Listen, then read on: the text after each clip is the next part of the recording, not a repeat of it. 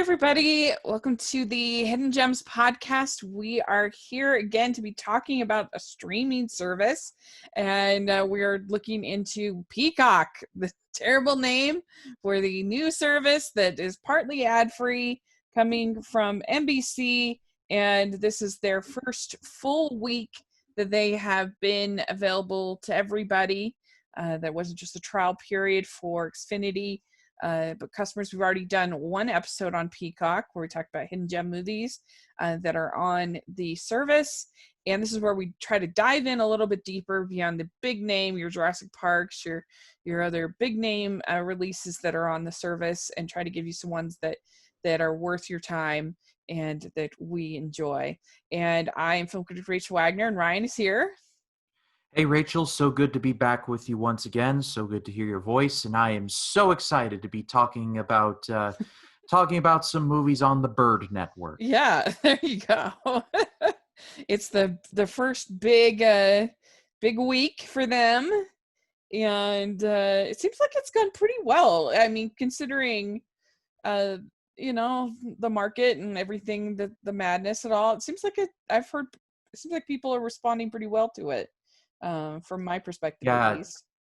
Yeah, I don't think we'll be making a video like we did with HBO Max anytime soon. Right. I mean, you feel kind of bad because I think a lot of the plans that they had were obviously interrupted because they had a big sports plan was that it was going to be integrated with sports and but just like everything else in 2020.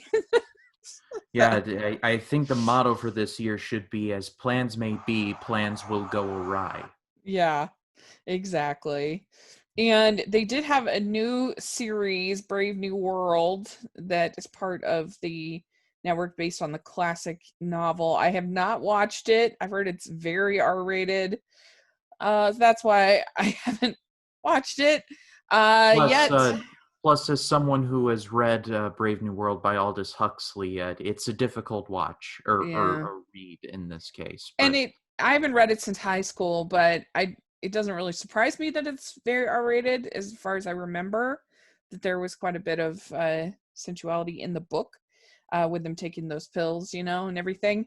So it's not very, very surprising, but I might get around to it once I hear what other people are thinking about it. I did get a chance to watch the new Psych movie last night, and I enjoyed it. It's definitely just for fans.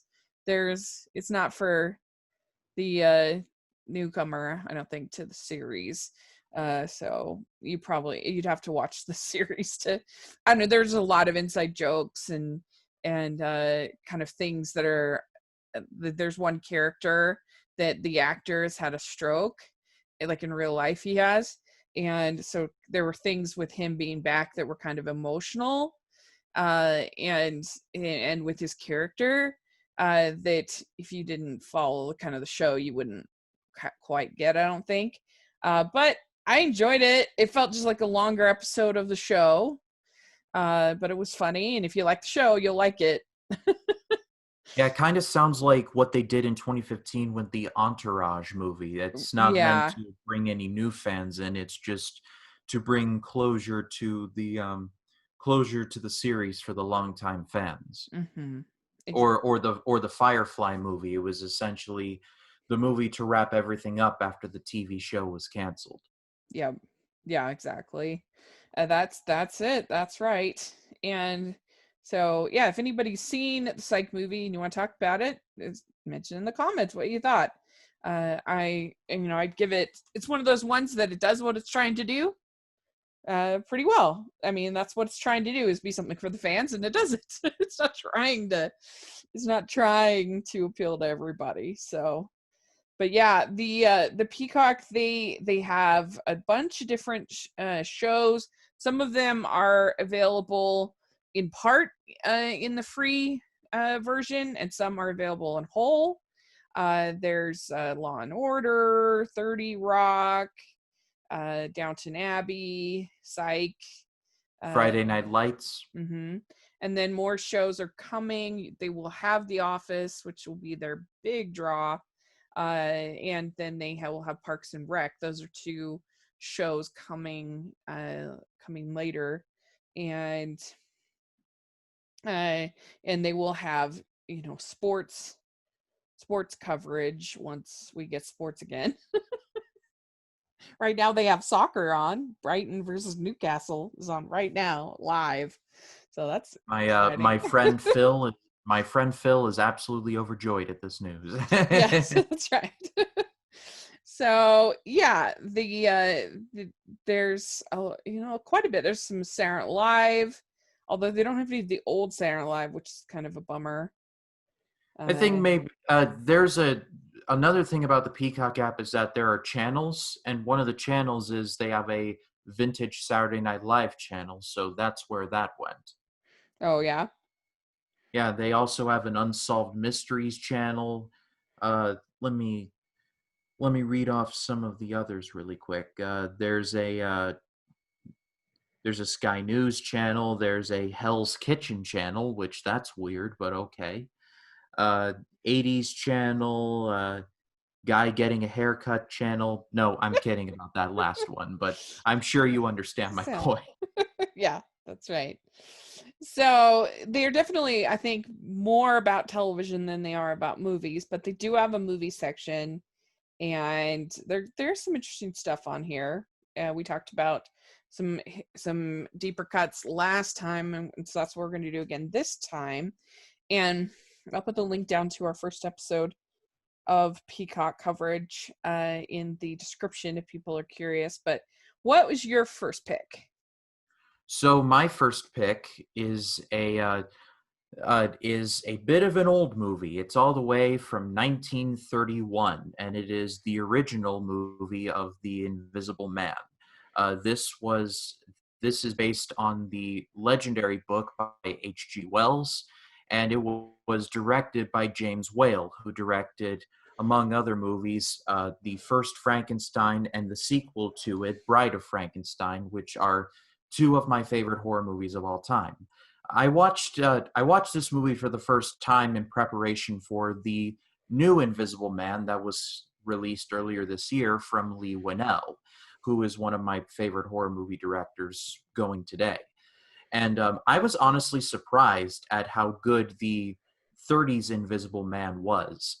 Like I said, this was directed by James Whale, and he had a way of creating just atmosphere and making the monsters just feel like true monsters, despite the fact that the Invisible Man was not a larger than life, sewn up, brute. He was a scientist who had turned himself invisible inadvertently and was slowly losing his mind. The Invisible Man in question was played by legendary character actor Claude Rains, who has been in way too many movies for me to even mention in one breath, but I just recently saw him in Mr. Smith Goes to Washington, and he's been in so many others, like I said. But the reason to watch this movie is for the legendary special effects. We are very spoiled by our current time in that CGI is literally everywhere in movies nowadays.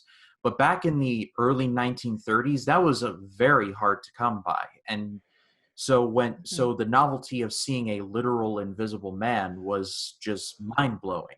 But they somehow made it work. And watching it through a 2020 context, I saw worse CGI this year than there was in 1931.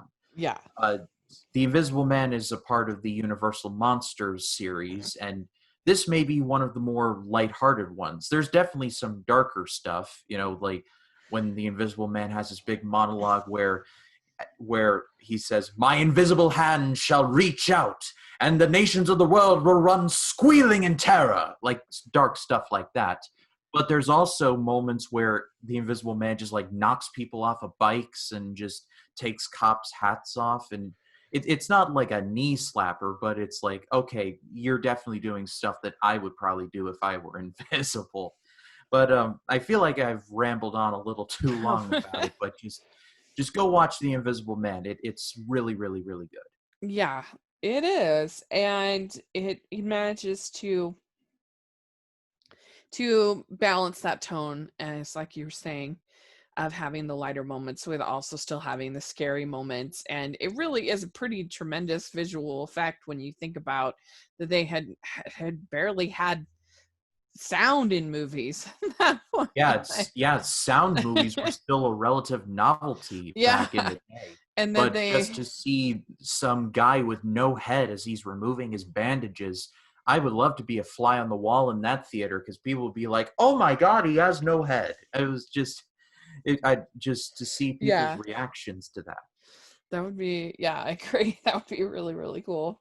And it's always good to see the history of cinema, to become as well versed as you can. If you are taking cinema seriously, I think it's important. Nobody has seen everything, but I think that we should all try to see as much as possible, and to not sort of swear off certain genres, to be open to almost every genre that's out there, and see what they have to offer. And you end up being surprised, I think, a lot of the time, by stuff that you never would have thought that you'd like, that you end up liking. And that's the joy of being a true cinema fan, is finding this hidden gems. That's what we're all about. It's what we do. And so it's a good pick. All right, well, my next pick, at the time it was released, it wasn't a hidden gem, but I feel like now it's been a bit forgotten. And it is Gosford Park. This is released in 2001. This won Gillian Fellows the Oscar for Best Original Screenplay. And if you love Downton Abbey, then you have to see Gosford Park. Gosford Park is basically practically the precursor for Downton Abbey. Gillian Fellows wrote Downton Abbey. And it's a very similar kind of story, where you have all these characters upstairs and downstairs in the traditional English home. And you have a murder that happens in this one, and there's all the suspects in this big house, and who did the murder. Directed by Robert Altman, who is great at doing these kinds of films where you have all these different characters coming in and out. And if you love Knives Out, then you got to see Gosford Park. Even though this is a different era, it's very similar in kind of tone and feel and mystery and all these different characters. And it has an incredible cast, including Maggie Smith, Ryan Felipe, Michael Gambon. It has what's his name? Charles Dance. Mm-hmm. Yeah, tons of British royalty. British, tons of British well-known names in the cast. There's Clive Owen in it, and he actually plays kind of an insecure, shy version. Like, typically he's not that kind of character. It has Kristen Scott Thomas in it. Stephen Fry, who a lot of people know, is in it. It's a great cast, and it's really a fun mystery slash comedy slash social social political statement. It's just really fun. And so if you like Downton Abbey and you like mysteries, then you should watch Gosford Park. Yeah, I was looking up the synopsis of this, and I was thinking to myself, this sounds a lot like Downton Abbey, and I had to check. Maggie Smith's characters are two different names. In Downton Abbey, her name is Violet Crawley, and in Gosford Park, it's Valerie Trentham, if I remember correct. That's right. But I would have been fooled otherwise, and then I looked, and it was like, oh, the same guy that wrote Downton Abbey wrote this movie. I'm not surprised. Yeah, I mean, it's slightly later than Downton Abbey. Downton Abbey starts with the sinking of the Titanic, and then goes through to about this time. I forget what the exact ending was, but it's a little bit earlier. but Well, nevertheless, the same overall kind of feel and style and to the storytelling of Upstairs, Downstairs. well, if we're counting the Downton Abbey movie that came out last year, it would have ended at the end of World War II. So like 1947, 48. Was it the end of World War II Yes, if or I remember right. World War One? Yeah, World War II. Yeah, you're right. You're right. Yeah, and this started in 1912, so just a little bit, or it started earlier than this movie. But anyway, it's really fun, and I think most anyway. I don't know why it's rated R. I really don't. I mean, maybe a little language, I guess. It's a That very tame R. that MPAA rating system that Very tame rated R, in my opinion. But anyway. never changed, never changed. So what is your second choice? So for these next two picks, it was a little bit of an accident, but I picked two movies starring John Goodman. I have no idea how this happened, but I was going through the movies and I was like, oh, this one, and then the next one. And I'm like, these both star John Goodman and come out within 2 years of each other. Give me a million more tries and I wouldn't be able to do that again, but here we are. So for the first of my John Goodman double feature, I'm choosing 1991's King Ralph. This is a movie with a bit of a silly premise. It's about a Las Vegas lounge singer named Ralph Jones who just so happens to be the last surviving heir to the King of England, and he's brought over to England to take over as nearly all of the royal family is wiped out in one incident after a botched family photo opportunity kills nearly all of them.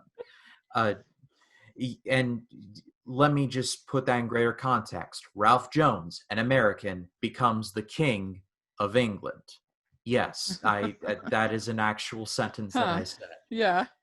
Uh, and and he's advised by these two advisors named Duncan and Cedric. Cedric is played by the legendary Peter O'Toole, who, I mean, his resume speaks for himself. John Hurt is in this. Duncan is played by the guy who would be Vernon Dursley in the Harry Potter movies. He has a name and I can't remember it off the top Is of my that head. Richard Griffith? I believe so. That sounds about right. But this movie could have been so easily just like an American being the king of England, slapstick comedy, laughs all around. But no, there's some moments like that. But at the same time, Ralph seems like the kind of guy who wants to learn and does try his best. There's definitely some kind of slapstick moments, like when he is learning about the art of the English tea, and the mugs are so small and Ralph's fingers are so fat that the mug gets stuck in his finger, and as he's like, so what's on the agenda for today, and the cup is still stuck to him and he has to like get it off his finger. So there's kind of silly stuff like that, but at the same time he seems like a guy who wants to try his best despite literally everything that's going on. They could have turned him into just an oaf, but he actually does care and he does try his best. Mm-hmm. And John Hurt is also in this as Lord Percival Graves, a guy who's scheming to get the throne for himself, and he comes up with more creative schemes to try and get the throne for himself. And he and Peter O'Toole have great scenes together, and O'Toole has this one line where he's like, and should we have no king at all? And Hurt is like, absolutely not. And every time I'm like, we should take it over like I did in V for Vendetta. But anyway, King Ralph is definitely a movie that a lot of people look down on, but it's a movie that I've always enjoyed. Mm-hmm. Yeah, it sounds a lot like there was a Hallmark movie that was similar called The Royal Hearts, about it's with James Brolin as the man from Montana, the farmer from Montana who ends up becoming the king of it wasn't England, it was just a made up country. Uh, and that one was really entertaining. I liked that Hallmark movie, and that sounds also entertaining. So I'll check. I hadn't heard of that one, so that's a perfect hidden gem. Very good. All right. Well, my next choice is a comedy that I felt like is a bit underrated. Is Kicking and Screaming. This is from 2005, and this is stars Will Ferrell as this man who is just a nice guy, and he wants to just be a nice coach for this soccer, and his dad is like super competitive, always forced him to be really competitive, played by Robert Duvall, and they end up having to coach this um they coach this soccer team, and he gets more and more competitive as he coaches the team, and his father gets more and more involved. And I don't know, I just thought it was pretty funny, and I liked this dynamic of Will Ferrell and Robert Duvall. I mean, those are two of our best that we have, as far as I mean, Robert Duvall, one of the best actors that are working today, and Will Ferrell can be pretty funny when he wants to be. And so I don't know. I think them becoming more and more competitive gets pretty funny, especially he's I like remember drives an electric car and stuff like that. So yeah, I remember this movie so much, like scenes play of it in my head all the time. Like you said, Will Ferrell's character drives a Prius, and then here comes this woman driving a big old Hummer, like the gas guzzling version of the Hummer, the H1, and she's like, "That your car?" And he's like, yeah," and they just have like a whole thing, I'm like, well, so much for caring about the environment there. But but yeah, I've seen this movie so many times, and credit where credit is due to Mike Ditka, he's funny, who pretty much plays himself, but like he has so many scenes with Will Ferrell that are just hysterical. And there's this running joke where Ditka's smoking a cigar in his house, and his wife hates that. And she's always like, "Mike, I smell smoke." And Mike's like, "Nobody's smoking." And it's just like, it's so funny every single time. And he always hands the cigar to Will, and he's like, "Will's doing it." Or not Will, but Phil. That's who I'm thinking of. And so, yeah, I've seen this movie, like I said, way too many times. And Will Ferrell's character's got this big coffee machine that he's like going to, and he's like, and he's yeah. So because he's like addicted to coffee, and I don't know, it's just a funny movie, I think, and I think it has a pretty low Rotten Tomatoes score, so I don't know, it just didn't ring true for people, I guess, but I laughed. So what are you gonna do?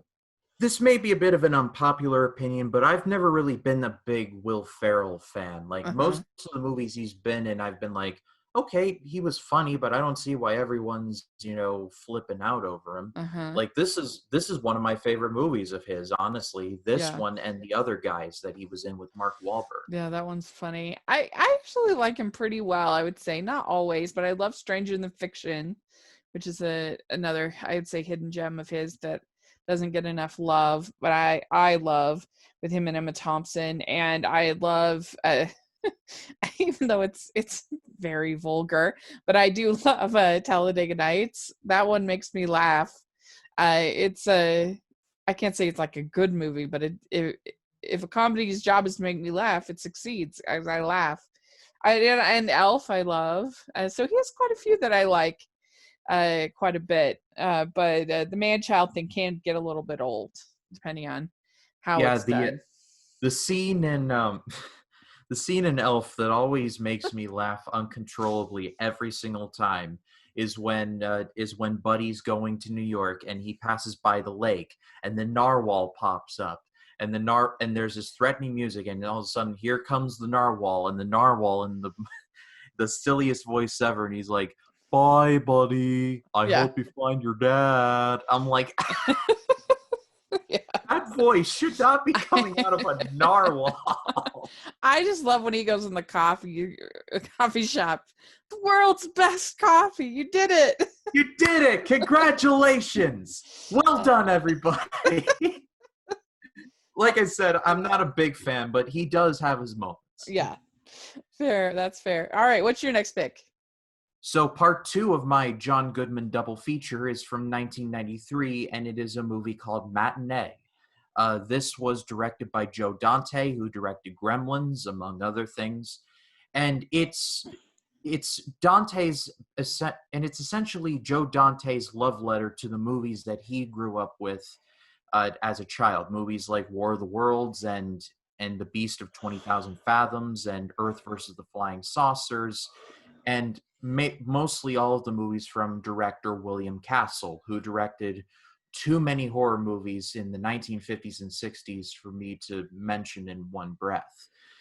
He was also known to, he being William Castle, also used a lot of gimmicks like buzzers in the seats and, you know, guys in masks running around the theater going, "Woo!" and etc. And instead, this isn't a biopic, though. John Goodman instead plays a director named Lawrence Woolsey, who directed a movie called Mant, half man, half ant. And yes, that is as cheesy as it sounds. He's promoting the movie in Key West, Florida, and he has buzzers in the seats and things that go boom and a guy in an ant costume running around trying to scare everybody.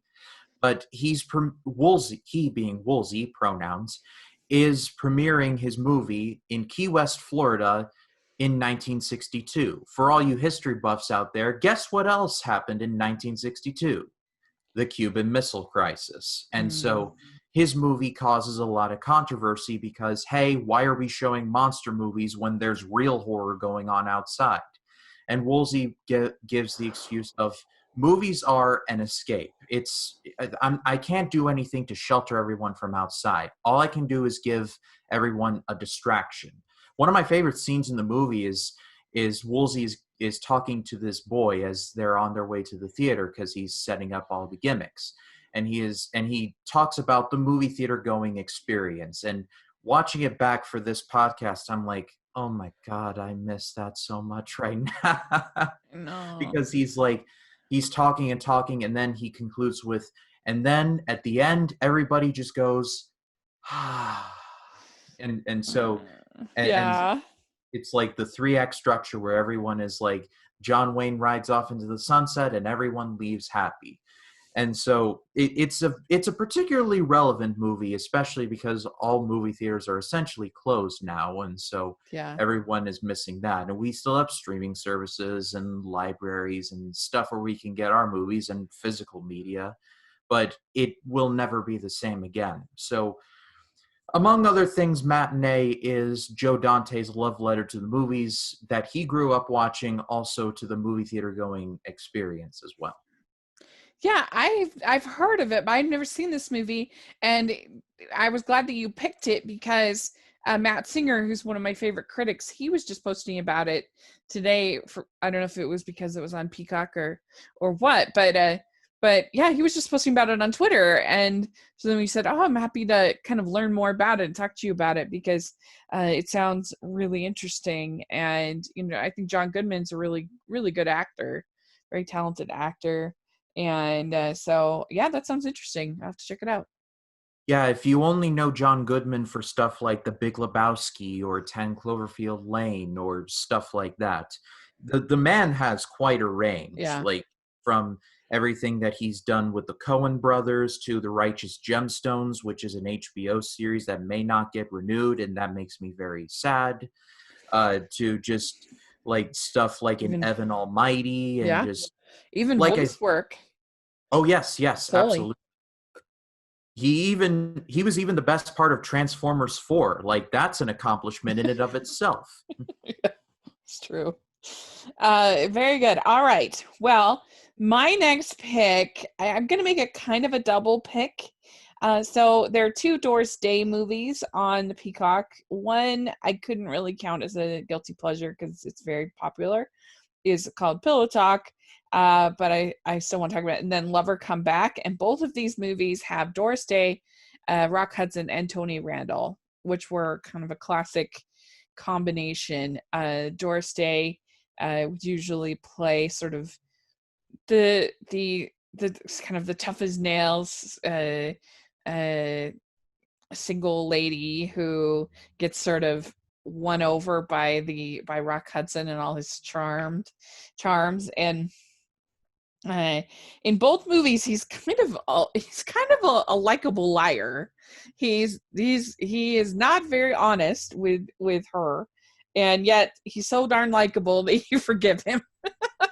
In Pillow Talk, they have to share. They play two singles who have to share a party line, and he's basically like a womanizer, going out with all of these women, and so she has to listen to him on the phone. Well, then he ends up through various contrivances, he ends up pretending to be this Texas businessman who starts to date her, and he's lying about being this executive, and she falls head over heels for him, and but she's also this interior decorator, and I don't know, it's classic. It's really classic. And all of them, Tony Randall is always the third wheel, but I've always said that she picked the wrong guy. She should have gone with Tony Randall, not with Rock Hudson, because Tony Randall's actually a nice person and isn't lying to her all the time. But romances in the movies. But they do have wonderful chemistry, and there's a lot of screwball comedy kind of type antics in both of these movies. Lover Come Back is basically about Rock Hudson plays this advertising executive who gets an account that's a dummy account that there's supposed to be this great invention. Well, it hasn't been invented yet, but he has the account, so he has to try to market it, and at the same time she's also an advertising executive, and he pretends to be the inventor to kind of he's romancing her while he's pretending to be this product that hasn't been invented that he's advertising. Anyway, it's ridiculous, but it's fun, and they have such good chemistry together that you gotta love the Doris Day, Rock Hudson, Tony Randall movies. They're the best. So yeah, I just had to talk about both of them. Yeah, I consider myself a big fan of Rock Hudson's, like especially with movies like Giant out there. So Yeah. I can't believe I haven't heard of these two, but now that I have, I'll definitely look into them. And I love Doris Day. I mean, I love her singing. I love her joyfulness, her energy, she was great. And she's a lot more mature than giving credit for. Like especially in Pillow Talk, there is a lot of innuendo in Pillow Talk. It is by no means a squeaky clean movie that its reputation might have it pinned to be.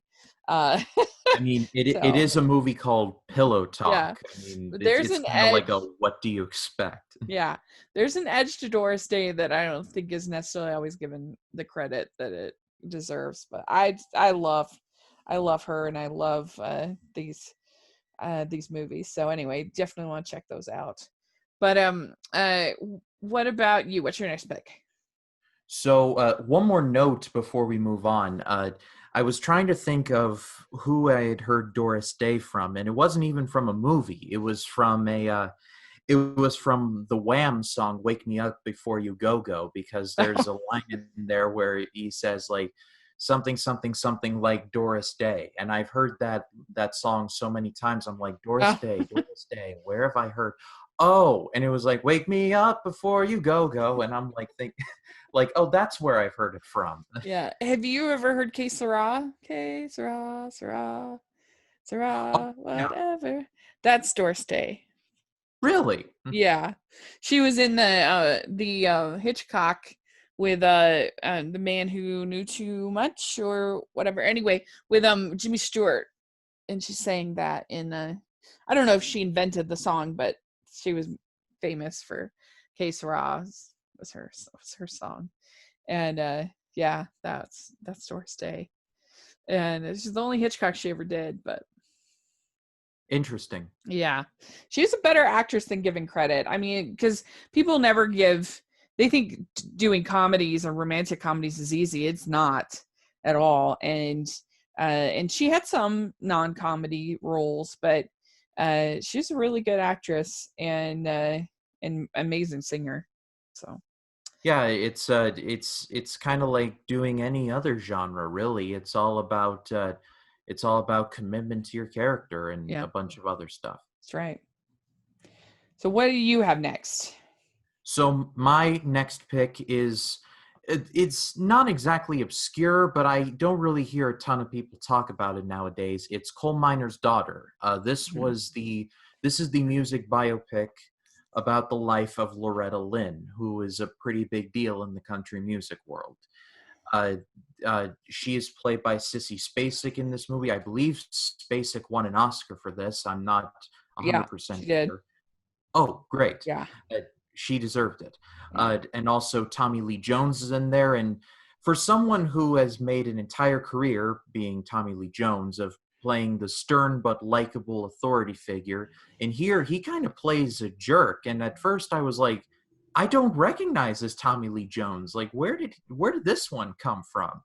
And it was a little weird. He's still good in it, but it's still like, this is not the Tommy Lee Jones I grew up with in like The Fugitive and Men in Black and a bunch of other movies like No Country for Old Men and too many others to name. But Coal Miner's Daughter is I say it's obscure, but it's not really. It's a movie that won a lot of Oscars, and it should get more love, especially because music biopics are becoming a pretty big deal nowadays with like Bohemian Rhapsody and Rocket Man coming out.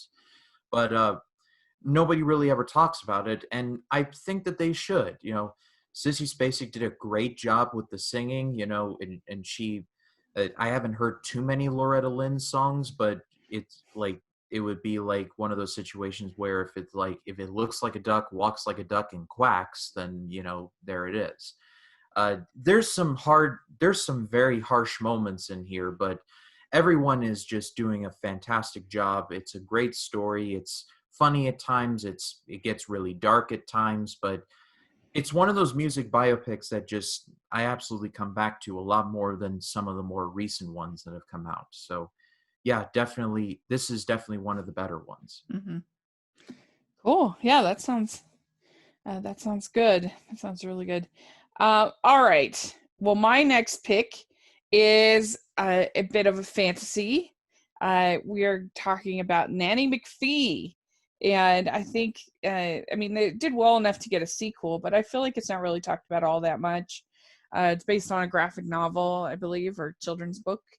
And Emma Thompson is the lead Nanny McPhee, who comes in. Colin Firth plays the beleaguered widower with 7 children that are a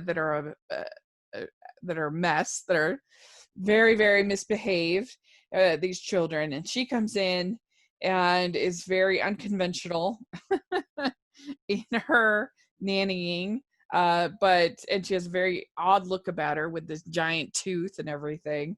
But really charming, really sweet, really great costumes and production design in it that I think make it fun and whimsical and imaginative.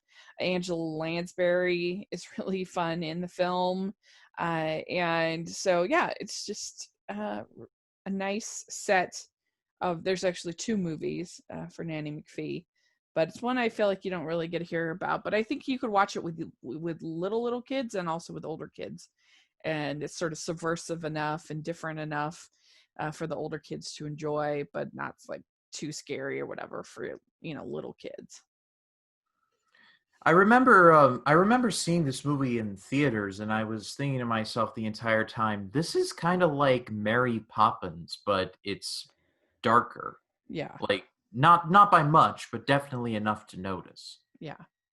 Yeah. No, it just has like a little bit of sort of subversive sense of humor about it and a little bit of a darker edge to it. So yeah, I think that's true. I think that's true. That's why I think older kids will still like it. Although there is that in Mary Poppins, to be honest, it's not really a squeaky clean. Mary can be pretty sarcastic and pretty.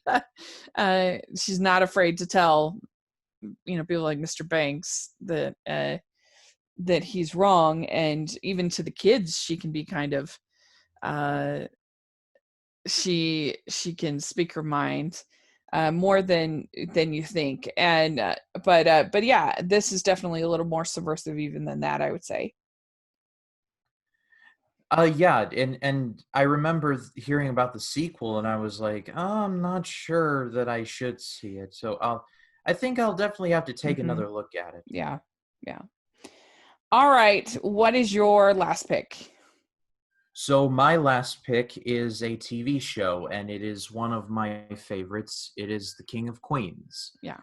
This was a show that ran on CBS for a very long time, from like 1998 to 2007. So that's a pretty hefty run.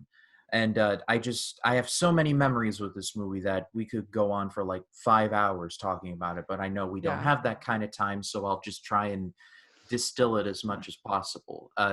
This series it stars Kevin James as a delivery truck driver, and he lives with his wife Carrie, played by Lee Remini, and her father Arthur, played by the recently departed Jerry Stiller. I was about to say Jerry Springer. That would have been an entirely different series altogether. Yeah. Jerry Stiller, may he rest in peace. Who was, of course, Frank Costanza on Seinfeld, and it was the father of Ben Stiller, who has made many movies, including Mystery Men and The Secret Life of Walter Mitty and Tropic Thunder, and was in the Night at the Museum trilogy, and just and still is doing movies to this day. But The King of Queens, it feels very much like it's definitely a procedural. It definitely has like the sitcom sort of formula to it, but it's Kevin James that makes the series. It makes the show a lot of fun. Kevin James operates in the same orbit as guys like Adam Sandler, in that when people see Kevin James on the marquee, they're like, "Oh, Sandler, nope, stay away from me." Not without due cause, I should say. Oh yeah.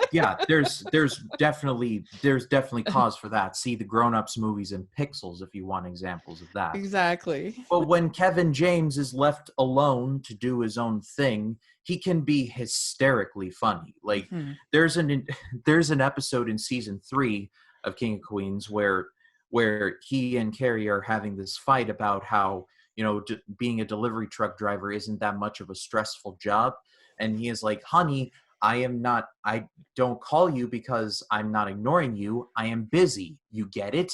Busy." And he walks out the door. Smash cut to him and a bunch of other drivers shooting staples into a paint can. Right. Yeah. I'm sorry, go ahead. No.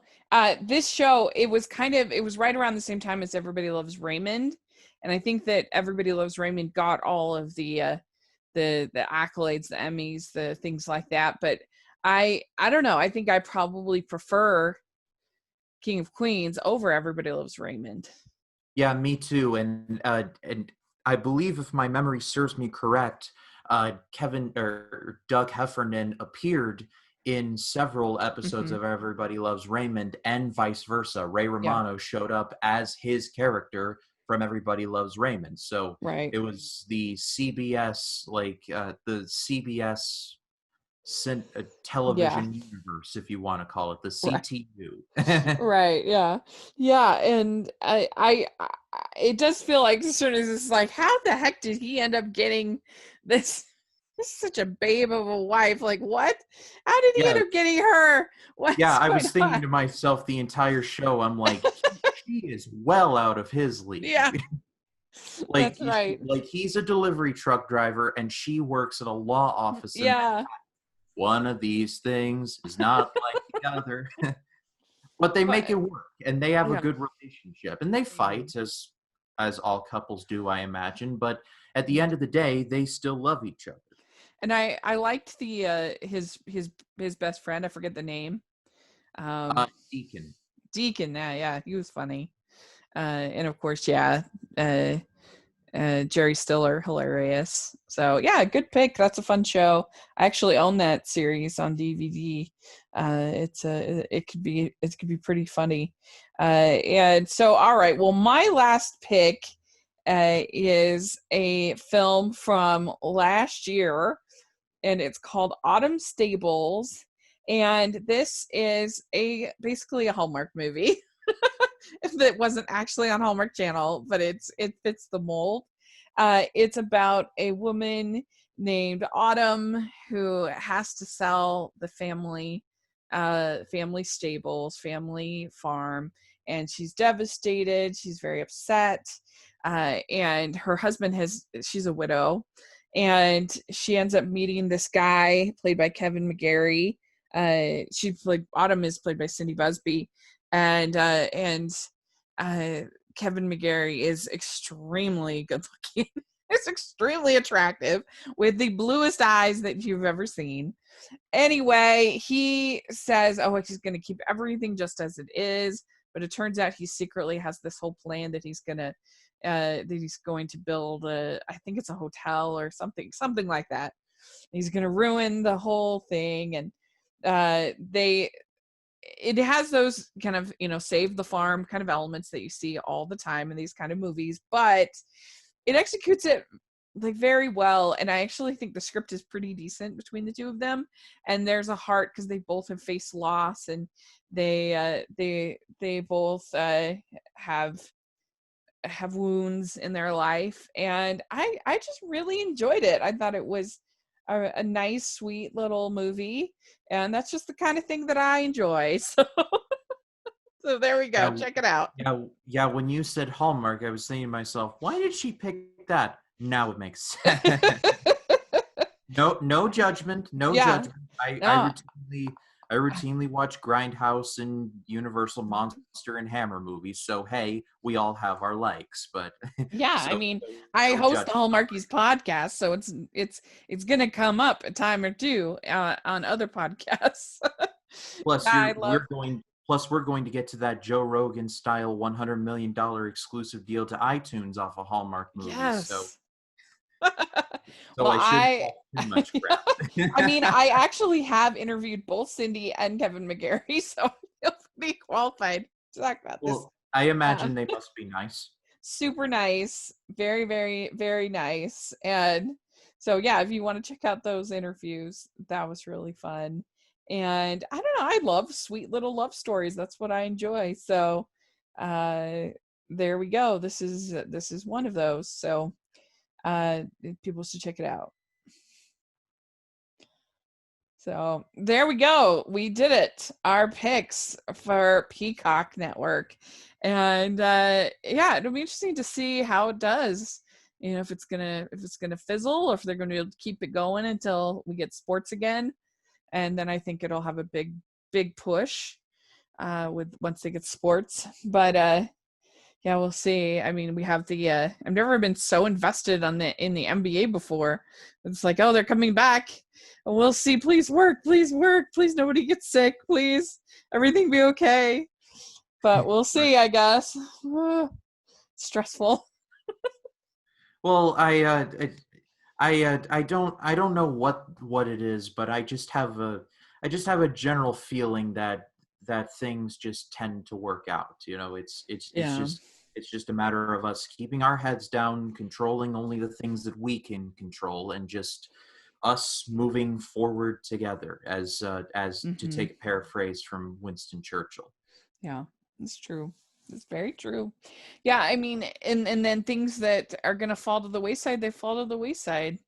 And then new things, new ideas are brought back, or I mean, that's the way the market economy ends up working, like with with drive-in movies. That's what the market needed, and that's and then here they have this resurgence. Who would have thought? So it's kind of funny.